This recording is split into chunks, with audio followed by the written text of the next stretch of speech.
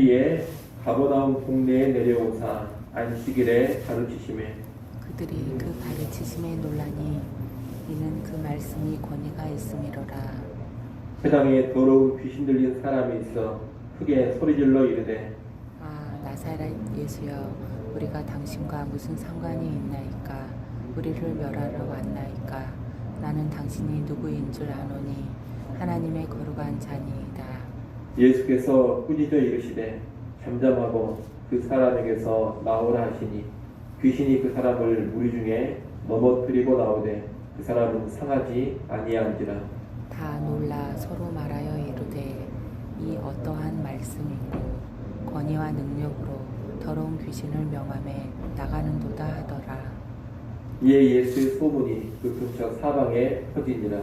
예수께서 일어나 회당에서 나가사 시몬의 집에 들어가시니 시몬의 장모가 중한 열병을 앓고 있는지라. 사람들이 그를 위하여 예수께 구하니 예수께서 가까이 서서 열병을 꾸짖으신데 병이 떠나고 여자가 곧 일어나 그들에게 수종드니라.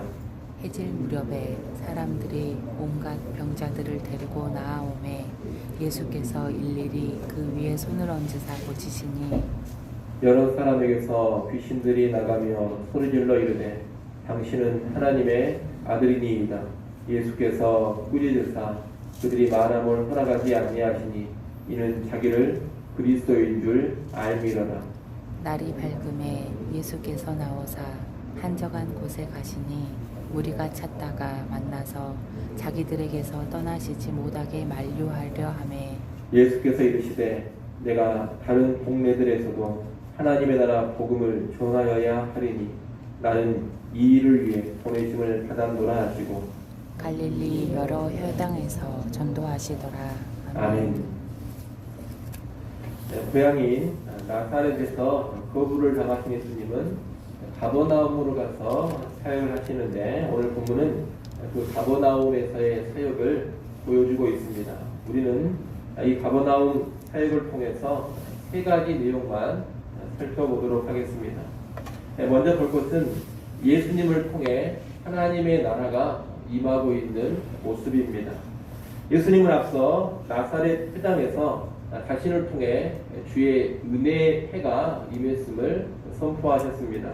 이어지는 이 가버나움에서의 사역은 나사렛 회당에서 선포하신 주의 은혜의 해가 실제로 임하고 있는 모습을 보여줍니다. 예수님은 가버나움 회당에서 말씀을 가르치시는 도중에 귀신 들린 사람에게서 귀신을 쫓아내십니다. 그리고 이어 시몬의 집에 들어가 중한 열병을 앓고 있던 시몬의 장모를 고쳐주십니다. 이 귀신을 쫓아내고 병을 고쳐주시는 사역을 우리는 한마디로 치유의 사역이다 이렇게 말할 수가 있겠습니다. 그리고 이 치유의 사역은 예수님을 통해 은혜의 해가 임했음을 보여주는 구체적인 증거가 됩니다. 달리 말하면 하나님의 나라가 예수님을 통해 임했음을 입증해 주는 것이 바로 치유의 사역이라는 겁니다. 이제 예수님을 통해 하나님을 대적하는 세력들, 악한 영의 권세들이 깨져나가게 됩니다. 죄가 초래한 죽음과 저주의 문제가 해결되어집니다. 이것을 예수님의 치유 사역이 보여주는 겁니다. 오늘날에도 예수 그리스도가 전파되는 곳에는 이러한 치유의 역사가 일어납니다. 하나님을 대적하는 악한 영들의 권세가 깨지고 죄로 인해 야기된 여러 가지 문제들이 해결됩니다. 한마디로 변화의 역사, 치유의 역사가 예수 이름을 통하여 예수 그리스도를 통하여 나타나게 된다는 겁니다. 이것이 예수 이름의 능력이고 복음의 권세입니다. 이와 연관해 우리는 이 복음서에 나타나는 귀신의 축출과 질병 치유의 기사들을 너무 획일적으로만 적용해서는 안 됩니다. 예수님의 복음이 전파되는 곳에는 반드시 눈에 보이는 귀신 축출의 현상이 나타나야 되고 반드시 기도로 병이 고쳐지는 그런 일들이 나타나야만 한다고 생각을 하면 안 된다는 겁니다. 앞서 말씀드린 것처럼 이 죽기와 치유는 예수님이 정말로 하나님 나라를 임하게 하시는 분이라는 것을 입증해 주는 겁니다. 그러니 그런 현상 자체가 아니라 우리는 예수님께 더 주목하고 집중을 해야 합니다. 예수님은 참으로 하나님 나라를 임하게 하시고 회복과 변화의 역사를 일으키시는 분이다. 이것을 알고 믿는 것이 핵심입니다. 오늘날에도 예수님의 복음이 전해지는 곳에는 하나님 나라가 임하고 회복과 변화의 역사, 치유의 역사가 나타납니다. 이 회복과 변화의 역사는 때로 귀신을 쫓아내는 일도 수반을 하고 기적적인 방식으로 병이 고쳐지는 일도 수반합니다. 지금은 그런 일이 없다. 우리가 이렇게 부정을 해버리면 안 됩니다. 지금도 그런 일들이 벌어집니다. 그러나 동시에 그런 일이 일어나고 나타나야지만 제대로 복음이 역사하고 있다. 이렇게 생각을 해서도 안 됩니다. 회복과 변화의 역사는 눈에 보이는 귀신의 축출이나 기적적인 질병 치유만이 아닙니다. 회복과 변화의 역사는 또 치유 역사는 아주 포괄적인 것입니다. 세상을 사랑하며 세상에 매여있던 사람들이 이제 하나님을 사랑하는 사람으로 변화되는 일도 놀라운 회복의 역사고 변화의 역사입니다. 돈의 신에 매여서 돈을 최고로 여기며 살던 사람들이 이제 돈이 아닌 하나님을 섬기는 사람으로 바꾸어지는 일, 자기를 사랑하는 삶에만 빠져있던 사람들이 이제 자기를 부인하고 예수를 따르며 다른 사람을 사랑하고 섬기는 일, 죄를 즐기고 불의를 좋아하던 사람들이 이제 죄를 미워하고 의의 사람이 되는 일, 갈등과 분열과 다툼 속에서만 살던 사람들이 이제 사랑과 하나님의 사람으로 바꾸어지는 일, 늘 원망과 불안과 염려와 두려움 속에 살던 사람들이 이제 감사와 평안과 담대함으로 살아가게 되는 일, 병들고 가난하고 고통 가운데 살던 사람들이 이제 다양한 교회의 섬김을 통해 병원을 통하여 또 여러 가지 기관을 통하여서 치료를 받고 경제적인 도움을 받고 삶의 문제들을 해결받는 일, 이 모든 것이 다 변화의 역사요, 회복의 역사요, 치유의 역사입니다.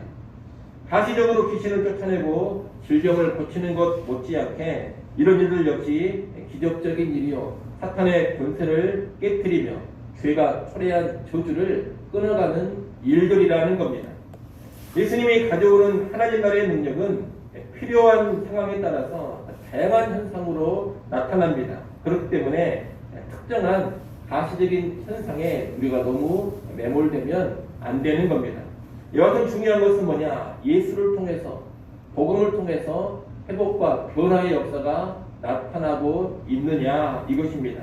예수님이 전해지는 곳, 복음이 전파되는 곳에는 반드시 이런 역사가 일어납니다.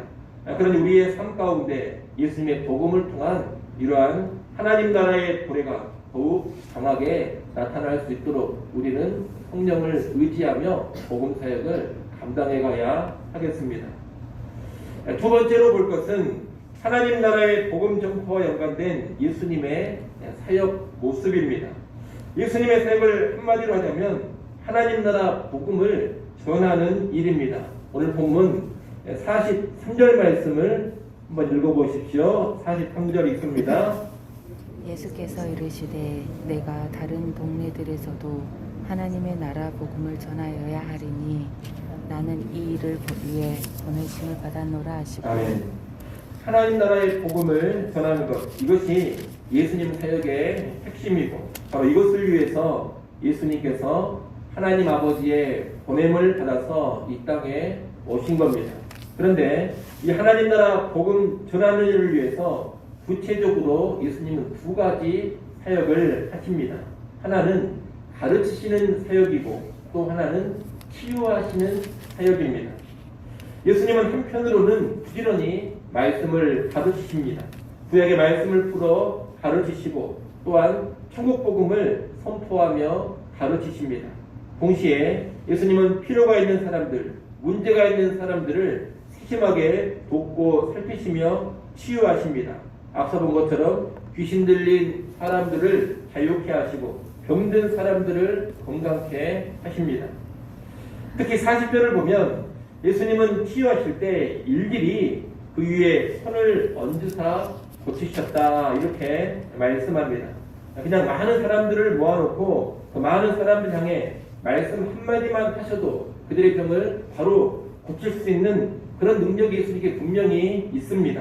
하지만 예수님이 그렇게 하지 않으십니다. 한 사람 한 사람 직접 만나시면서 그 한 사람 한 사람에게 손을 얹고 고쳐주십니다. 인성을 지니신 분으로서 대단히 피곤하고 힘들게 치유의 사역을 하고 계신다는 겁니다. 왜 이렇게 예수님이 하시느냐? 그렇게 하지 않으면 병이 고쳐지지 않기 때문이 아닙니다. 한 사람 한 사람에 대한 깊은 관심과 애정, 사랑을 가지고 계시기 때문에 이렇게 치유 사역을 하시는 겁니다. 정리하면 예수님은 하나님 나라 복음을 전하는 일과 연관해서 가르치시는 사역, 치유하시는 사역, 이 두 가지 사역을 하십니다. 그리고 이 사역을 한 사람 한 사람에 대한 깊은 관심과 사랑 가운데 하시는 겁니다. 오늘날 교회는 예수님의 이 사역의 모습을 본받아야 합니다. 교회 역시 하나님 나라 확장을 위해서 하나님 나라의 복음을 전파하는 것을 최고의 사명으로 삼아야 합니다. 그리고 이를 위해서 가르치는 사역과 치유하는 사역을 잘 감당해 가야 하는 겁니다. 가르침과 연관해 교회 안의 사람들에게도 부지런히 복음의 말씀을 가르쳐야 하고 교회 밖의 사람들을 향해서도 부지런히 하나님의 복음을 선포하고 전해야 합니다. 또 치유와 연관해서 교회 안팎에 다양한 필요가 있는 사람들을 잘 돕고 섬겨가야 합니다. 기도로 섬겨야 되고 몸으로 섬겨야 되고 물질로도 섬겨갈 수 있어야 합니다. 그리고 이 모든 일을 한 사람 한 사람에 대한 깊은 관심과 애정, 뜨거운 사랑을 가지고 감당해 가야 합니다. 그런 교회가 될 때 예수 그리스도를 본받는 교회가 되는 것이고 그런 교회가 될 때 하나님 나라의 사역을 아름답게 감당해가는 교회가 되는 겁니다. 오늘 우리 교회에 이런 모습이 있기를 간절히 바랍니다. 우리가 마지막으로 볼 것은 귀신들의 모습입니다. 오늘 본문에 보면 예수님에 의해서 쫓겨나가는 귀신들의 모습이 나옵니다. 그런데 이 귀신들을 보면 예수님에 관한 아주 정확한 지식을 가지고 있습니다. 34절에 보면 회당에서 쫓겨나가는 귀신은 우리를 멸하러 왔나이까 나는 당신이 누구인 줄 아오니 하나님의 거룩한 자니이다 이렇게 말합니다. 이 귀신은 예수님이 하나님의 거룩한 자, 곧 하나님의 아들이라는 것을 정확하게 알고 있습니다. 그리고 예수님께서 악한 영들을 멸하실 수 있는 권능자라는 것도 잘 알고 있습니다. 41절에도 보면 여러 귀신들이 쫓겨나가면서 예수님을 향해 뭐라고 하느냐? 당신은 하나님의 아들이십니다. 이렇게 외칩니다. 이 귀신들 역시 예수님에 관한 정확한 지식을 가지고 있습니다. 하지만 이 귀신들은 예수님께 기꺼이 순종하고 예수님을 위하고 예수님을 섬기려는 마음이 전혀 없습니다. 한마디로 지식은 있지만 기꺼운 순종이라든가 섬김이 없다는 겁니다. 지식은 있지만 오히려 하나님을 대적하고 있는 영들이요 예수님의 사역을 거스르는 존재들입니다. 귀신들의 이런 지식, 곧 거역하고 방해하는 지식은 아무런 쓸모가 없습니다. 그래서 예수님은 이런 귀신들의 외침을 꾸짖으시고 입을 다물라고 하시는 겁니다. 이런 지식은 예수님께서 원하시지도 않는 지식이요 기뻐하시지도 않는 지식인 겁니다. 여러분, 우리가 지식을 결코 무시하면 안 되지만 이 지식보다 더 중요한 것은 뭐냐? 그 지식이 어떻게 사용되고 있느냐 하는 겁니다. 지식은 순종과 섬김을 위한 것이 되어야만 합니다. 성경을 알고 예수님에 관해 알아가는 그 모든 지식이 주님을 더 잘 섬기는 쪽으로 또 주님께 더 잘 순종하기 위한 쪽으로 사용이 되어져야지 그런 것과 전혀 상관이 없다면 귀신의 지식과 다를 바가 없는 겁니다. 간혹 보면 소위 뭔가 많이 안다고 하면서 실제적인 순종과 섬김은 아주 등한시하는 그런 사람들이 있습니다. 많이 안다고 하면서 교만하기나 하고 겸손한 순종, 겸손한 섬김은 외면하는 그런 사람들이 있다는 겁니다. 이런 사람들은 지식은 풍성할지 모르지만 실상 하나님 나라에 별로 의미가 없고 별로 도움도 되지 않는 사람들입니다. 하지만 많이 알지 못한다 하더라도 귀한 신종, 겸손한 섬김을 보여주는 그런 사람들이 또 있습니다. 오늘 본문 39절에 나오는 이 베드로의 장모를 보십시오. 그녀는 병이 나으니 곧 일어나 수종 들었다, 그렇게 기록되어져 있습니다. 이 베드로의 장모는 지금 귀신만큼 알지 못합니다. 그러나 치유의 은혜를 예수님을 통해서 경험하고서 바로 일어나 섬기고 있습니다. 이런 모습이 훨씬 더 귀하고 아름답다는 겁니다. 그래서 여러분, 많은 지식 가운데서 오히려 교만과 거역과 불순종으로 나가는 그런 귀신 같은 모습 보이지 않기를 바랍니다. 순종이 뒤따르는 그런 지식의 소유자가 되셔야 되고, 또 설령 많이 모른다 하더라도 겸손히 순종하고 겸손히 섬기는 그런 사람들이 되어야 합니다. 그런 사람을 하나님께서 기뻐하시고 그런 사람이 실제 하나님 나라에 의미가 있는 겁니다. 우리 모두는 그런 사람들로 세워줄 수 있기를 간절히 축원합니다. 기도하겠습니다.